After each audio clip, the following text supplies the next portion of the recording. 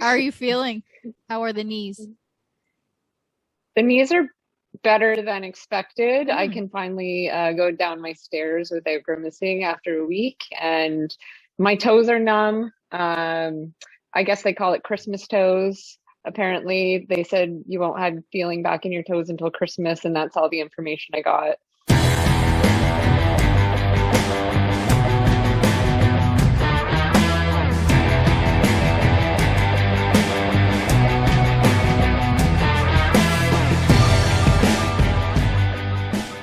What's going on in the world of GottaRunRacing? We had a race! Finally! Yahoo! It only took 2 years. Island Lake Classic 5K, 10K. Everything went well. It did go well. Everyone was just happy to be back, and they thanked us for putting it on and got the permit for one of our events, which was great. It was awesome. It was a beautiful day. Yeah. And things worked out. So we're looking forward to next year. Yeah, we did all the COVID preparations. And that's right. We did what we had to do. And everyone was on board. Cool. What other events do we have going on? Well, I'm going to be heading out with the Monarch Ultra Relay in less than a week. That's exciting. 1,800 kilometers across southern Ontario.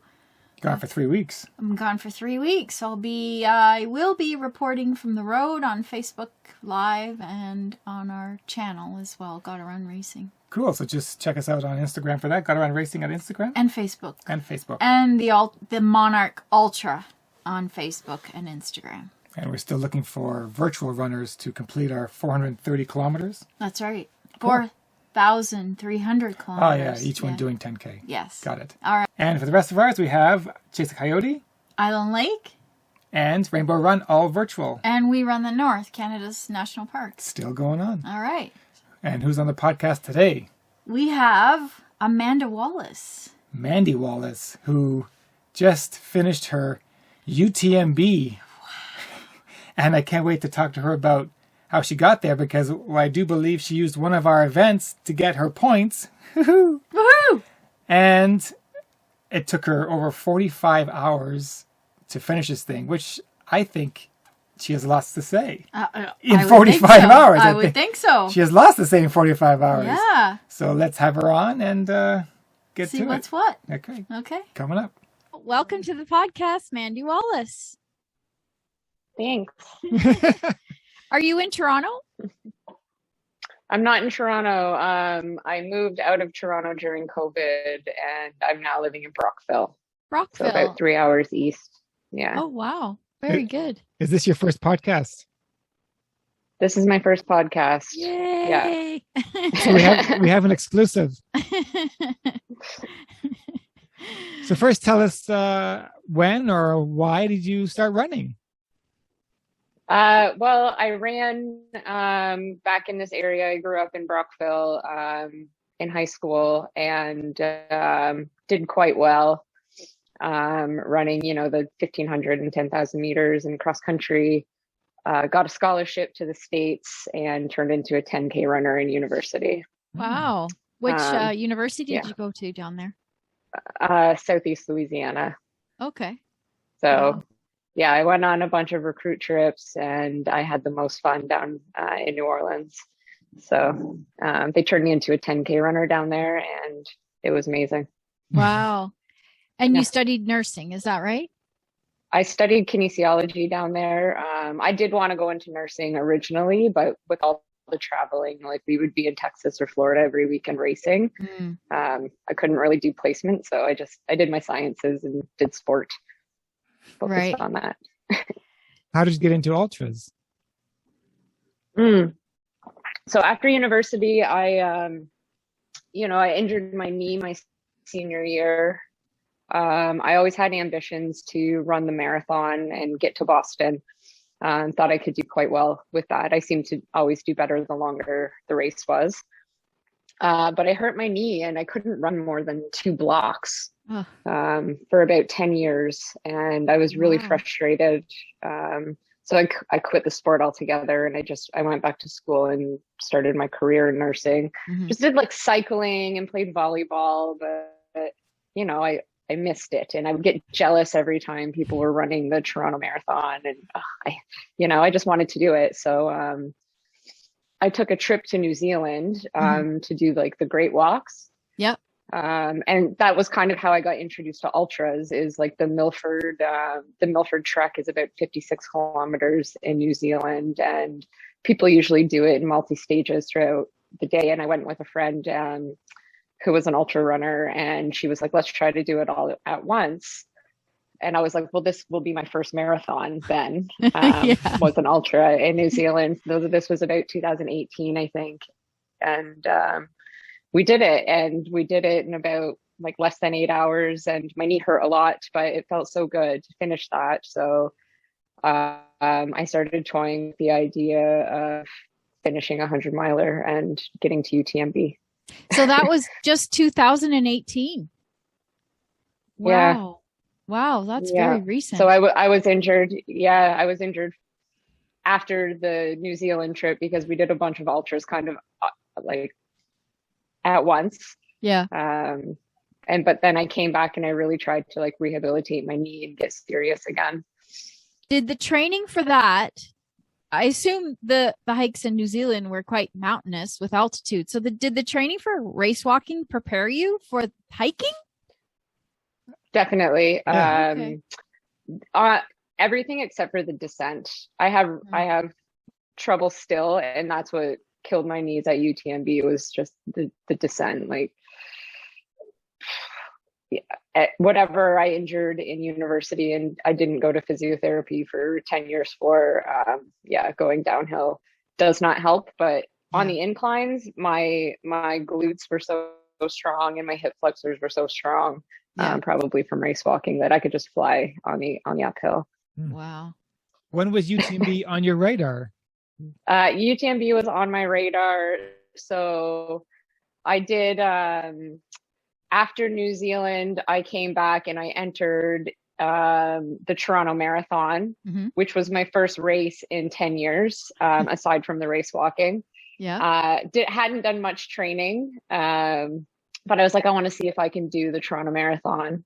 And it hurt so bad that I ended up race walking half of it, which was good because I didn't have running shoes. I only had my race walking shoes. So that's what I entered the Toronto Marathon with. And I qualified for Boston. So I was like, okay, I spent the next year kind of training for Boston, but in that time I did the Seton Soaker 50K, which was about a week after the Toronto Marathon, and I was broken. I was broken, and it took me about 8 hours to do that first 50K. And I ended up finding a guy who was just as injured as I was, and we walked it in. There was no over quitting. And the first one where I was actually in shape was your race, the Chase the Coyote, which would have been so like April to September kind of thing. Yes. Yeah. So I was relatively in shape for that one. I had done some training, but it was my first 50K where I was nervous and I thought I had a chance to show that, like, my redemption story from high school, trying to do a comeback. And I just remember one of the volunteers told me, "You're in second place." And I said, "How far is she?" And I spent like 20K trying to chase someone down. That was fun. After that I was originally going to do the 50-miler in Bromont in Quebec. And then UTMB was on my radar at that time. Just as like a personal challenge, like I'm going to try to get in because I was told that I was never going to be able to run again. And I felt like that was like the most elite one in the world. And I was like, I'm going to do it.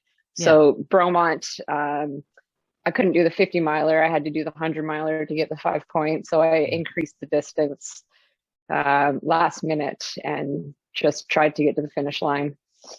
And it was pretty tough. Yeah. I heard Bromont is hard. Pretty tough to get to that finish line. We chatted with a few people who did Bromont, and it's a tough one. Yeah. Well, I think it was Vince. Was it Vince? He DNF'd it like 5 times. We Crazy. chatted with someone on our podcast, Yeah. and he tried 5 times to finish. He still couldn't finish it. I couldn't believe it. And I had no clue what I was getting myself into. I just knew that I was determined to not quit. My first 50 miles was great. The last 50 miles, I was walking down the hills backwards. My knees hurt so much. It was my first time using poles, so I had tendonitis in my elbows. Oh. I thought I tore my calf like walking up a hill. You know, hallucinating in the middle of the night. You're in like Horse County, and I just kept seeing these massive horses wanting to kick me. Oh my God. But I finished. They weren't really there. I finished. Are you saying the horses were not really there? I think there was one that was there. Yeah. Yeah. You're I hallucinating finished horses? that one, and I don't speak French, so people kept going LA, LA, LA, and I was like, no, LA, LA. So I just wanted to get through the cutoff, get my 5 points, and then that one was around Thanksgiving. And so it's like, okay, what do I need to do to get into UTMB? And the only race that was available before the end of the year to get the 5 points was one in the Middle East. So 5 weeks after Bromont, I flew to Oman and did that one. 5 weeks. Yeah, and I didn't even know the night before the race. I tried to go for a run, and I couldn't. So I stood on the start line at 7 p.m. going, just got to finish, get your 5 points, and you'll get into UTMB. So out of everything, out of the 900 people that quit UTMB, there was no way I was going to quit after everything I went through to get there. What were the challenges in Oman? Oh, wow. That was crazy. It was so hot. Oh. We were bouldering. We were climbing over boulders. But this is in December, right? Yes, it was in December. And so the nights were cold, and there was a very dangerous cliff. It was at 100K in. So we had just done 100K. The race is only 130 kilometers. I say only. But you're thinking, I only have 30K left. I'm getting my 5 points. I'm going to UTMB. I did it. I'm feeling very proud of myself. And then we get to this wall, and we're trying to look at these green dots that they have us following. And it's just straight up. And I had no clue what I was going to do. I was so tired, and I had to put my poles away because what they want us to do is like climb up this cliff. And so between midnight and 3 o'clock in the morning, 3 hours to do this 1 kilometer of this wall. And I was so cold. I was so tired. And I just kept screaming, like, this is not running. I felt like somebody was going to fly off the cliff. And whenever I finally finished, hours and hours and hours later, the race director was like, are you going to come back? And I was like, no, are you crazy? I said, did anyone die? And he assured me, he said, oh, we're not going to put that part in next year. Are you serious? Okay, so let me just recap. Let me just recap the points here. Did you choose Chase the Coyote because you were going to get a point towards UTMB? Is that the sole reason why? No, I just felt like doing a 50K while I was in shape. Okay. Yeah. And then I think I was gearing up to Bromont, I think, at that time. So how but many I'd never run farther than a marathon. Because I also got into UTMB. I was supposed to do it last year, but now they gave me 3 years to defer, and I'm going to do it in 2023. Right. So how many points did you need to get to UTMB? In 2020 you apply? Yeah. 10. I needed 10. You needed 10 Yeah, points. so I got in last year and it was canceled. Oh, wow. And I decided to go this year. It probably would have been better for me to defer for a couple of years, get my knee in shape and actually be able to run a downhill. But I tried my best. Well, I have to tell you, when we were really excited for UTMB weekend because we know we've watched before and the coverage is amazing. Like there's no other ultra that's covered the way it is, and access to coverage, whether you're on Facebook or YouTube. So we were excited, and we because Norm was going to be there last year, we were wanting to follow the Canadians kind of the way we did for Western States. So we're looking up all the Canadians, and you come up, and for whatever reason, I clicked on your ITRA button, and I hadn't done that in anybody else. I saw Chase the Coyote on there, and I'm like, oh my God, Yeah. I think this is the only person who's ever had Our event on their ITRA, so it was worth it. It was It's worth one of my only ultras. Yeah. Even though it really didn't help you get in. I need to come defend my record. Yeah. Yes, you do. Yes, you do. All right. So let's get into. Let's chat UTMB. So what did it feel like the day of the race? Because it starts in the late afternoon. So how are you feeling? Yeah. I was nervous, it's like trying to put food down. And then we have to deal with, our drop bags before the start of the race. So I actually stayed up really late the night before and slept until about noon that day. So just like puttering around and getting my kit together took up most of the morning. And yeah, just I think that I rushed to try to figure out where to put my drop bag. My crew had to find their bus, and all of a sudden, you didn't know what the atmosphere was going to be like because of COVID, but standing on that start line and seeing what you're used to watching like year after year on the YouTube and the clapping, and there's a tightrope walker, and the first part was the most runnable part. So I said, while my knees are feeling good, I'm just going to try to run the flat sections while I can. And I went out pretty good. Like I wasn't feeling tired. Like it seems like my first half was pretty quick. But I didn't start feeling that painful twinge until about 80 kilometers in. And the halfway kind of Courmayeur aid station where my crew was at 87K.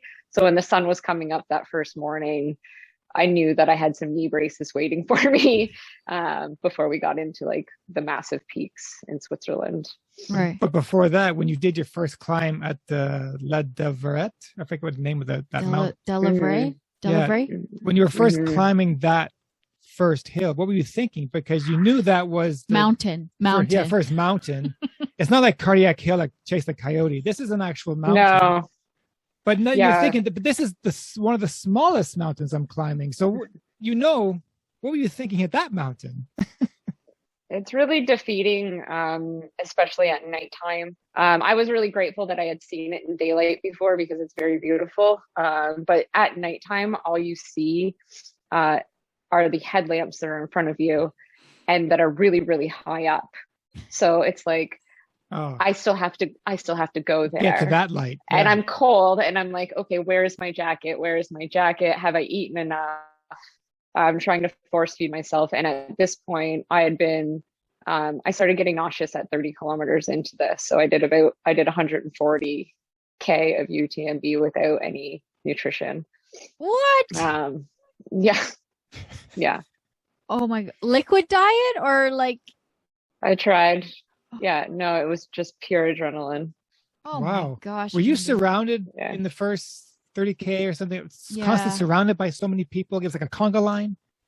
It was amazing. Going through the little towns in the beginning, and seeing all the little kids, and I did the high fives, and it just felt so nice. And everyone's like saying your name because they're like, "Go Amanda." It felt really nice. Aww. And I just tried to soak it in. Yeah. Wow. Okay, so you're climbing at night. Did you take any kind of a break at the first sleep station, which was Les Chapeaux? No. I took about 20 minutes in Courmayeur. At that point, I knew my knees were pretty beat, and I had never actually run more than half an hour in those knee braces I put on. They were kind of just like recovery knee braces, but I was desperate and I wanted to see how they would feel. So I kind of just wanted my constant forward motion. I tried to eat what I could and said, this is as good as it's going to get right now. And it's daylight. So I knew that I was fast on the climb. So I wanted just to get going because I knew I was going to be slow going downhill from that point on. And I had, 90K left, I think. Right. But then how difficult were the climbs at night? Because you only can see the top based by someone's light. And you've never really climbed anything like that before? Yeah. Like at night anyway. Yeah. No, the rocks were difficult and your poles would get stuck. So you'd have to, you'd be going forward, and then your poles would get stuck and you'd be tired, so you'd have to go back, and people were falling and men would be sleeping on the side of the mountain shivering, and you just want to make sure everyone's okay. I was gagging. It was really hard. And then you knew, and there was a casualty the day before during a race, so you take that with you and you just try to be safe. But the rocks are wet and your feet are wet, and it's not safe. What was that section like where the runner passed away? Was it really? It was emotional, and I just knew how tired I was, and I knew how many times I had tripped and fallen and how many bruises and scrapes I had, and I just tried to be careful. I knew my parents were worried about me. And at this point, I was so sick that all I wanted to do was finish the race in time. So I definitely dialed it back a bit through that section and took a moment. Yeah. Where were you at the second sunrise? Let's talk about how the sun rised for the second time. And what was your strategy about that? That second night was rough. Really? That second night was really cold. There was snow on the top of the peak. And I was coming in and my stomach was wrecked at this point. So there was an aid station. And I ended up spending a couple hours at it. And I'm not usually one to stop and sit. But I couldn't stop throwing up. And my crew convinced me, take a nap and do that final climb in the sunrise. And I'll still have time to finish. So I laid down and I said 15 minutes. And then I said 15 more minutes. And then 15 more minutes. So luckily I was able to see the sunrise again, right where you see the beautiful, massive of Mont Blanc, after Valocrine up on that last peak, which is good because it's quite dangerous up there as well. It's a bunch of just boulders that you're trying not to fall into a crevice on top of the mountain. Were you aware that you were chasing cutoffs at a certain point, or did it just sort of catch up with you at some point? Just at the end, after I napped and then regretted napping. I said, I'm going to regret this nap forever because I'm not coming back here. And I just remember telling my friends, if I ever say I'm doing this again, tell me no. But you get into that place where as soon as you cross the finish line, it's so exciting and it's the, the greatest moment of your life. I'm thinking of what can I do next? Yeah, that's going to be hard to top. I'm just getting started.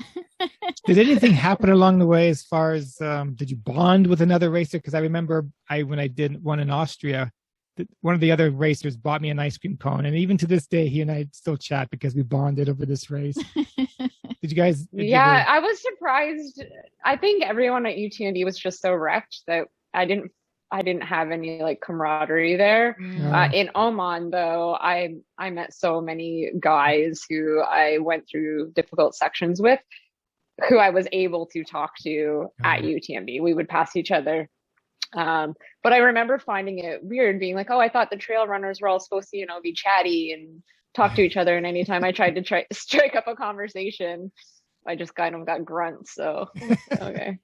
When you finally came down the last mountain and you had to cross that street with the staircase over the bridge and back down, what was going through your mind about that? I couldn't stop screaming. I was just so proud of myself. Aww. I was just so proud of myself. But from there, I made it. My knees hurt so much. Do they? Oh my gosh, I can feel her pain. I can. From that point to the finish line, was it crowded? Was everyone out? Oh yeah. Yeah. It was the middle of the afternoon, so oh man. And then my friend Marion, he's from Romania. He was the guy who was kind of standing up at the top. Yeah. He had already made it down the hill to cheer me on, and just clapping the hands of little kids, and I went nuts. I was screaming my head off the entire time, trying to race walk it in, being okay, don't walk it in. But then I saw one of my friends at the end, and she jumped up and gave me a hug and gave me kind of a slap on the butt and said, get your butt in there. And I just started running as fast as I could and screaming. But yeah. when you finish something like this, of course you're destroyed and all that, and you feel like you're never going to do it again. But when you finally cross the finish line, was a part of you sad that it was over? The adventure is over. It's just been so crazy. I'm still just so proud that I was able to do it. And I didn't realize that so many people had dropped out until afterwards, or like how difficult other people found it. You hear that Oman is the most difficult foot race in the world, and then you hear UTMB is the most elite, and I have no clue. Like, I'm so new to trail running. I knew Oman was hell. I thought UTMB would be easier than Oman, but it was 10 hours longer than anything I've ever done, and I can't believe that. Well, I can't believe I did it. So I'm still just riding that cloud of yes, I'm so happy that this is over and that I did it and I accomplished this, but I could probably get back here in 3 years again and see if I can go any faster. Well, there has been some elite runners who did not finish. With Jim Walmsley did not finish, and Beth Pascal, who finished who finished Western States, did not finish. So the fact that you grunted it out over these elite runners, what does that say? Exactly. It probably says it's going to take me another year to recover, and then I'm probably going to race next weekend. UTMB is considered the Olympics of ultra running. So you started in the Olympics, pretty much. Yeah. Every other I started ultra at Chase The Coyote, and then I went to UTMB. That's it. But my story. Which one would you say is harder, Chase The Coyote or UTMB? I mean, because we have Cardiac Hill. Come on. Yeah, come on. Yeah, they both had their challenges, definitely. So would Western be on your radar? Is that something that would be of interest? It was.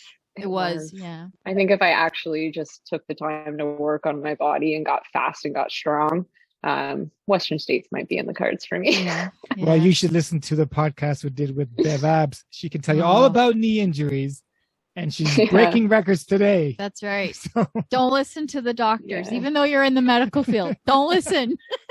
No. Well, Coyote's going to be a bit of a drive for you now, but we'd love to have you back. Yeah, I definitely would. I think that that's the distance I need to do for the next couple of years. Yeah.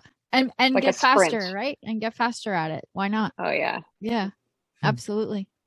Well, we like to end our podcast with a few rapid fire questions, if you don't mind. They're just silly and fun.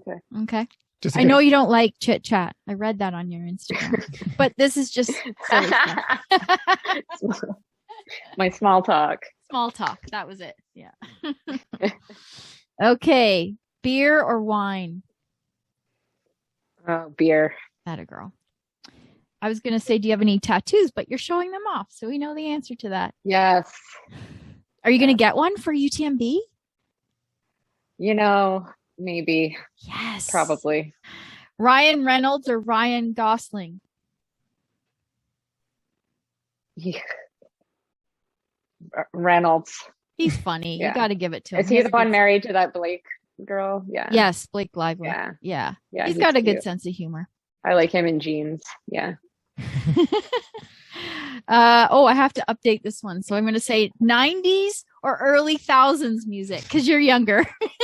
90s. Okay. And they're calling that classic music now, like retro. God. 90s is retro. Yeah. I feel so old. Pick a superpower. I still listen to my Elena. Oh, yeah, she's on here. I should have asked you that one instead. Pick a superpower. Oh, you're not giving me an option? No. Eternal youth. Is that something? Yeah, that's a good one. What other sport would you like to excel in? Oh, my dad's going to be thrilled if I say tennis. Yes. Something that's not dangerous.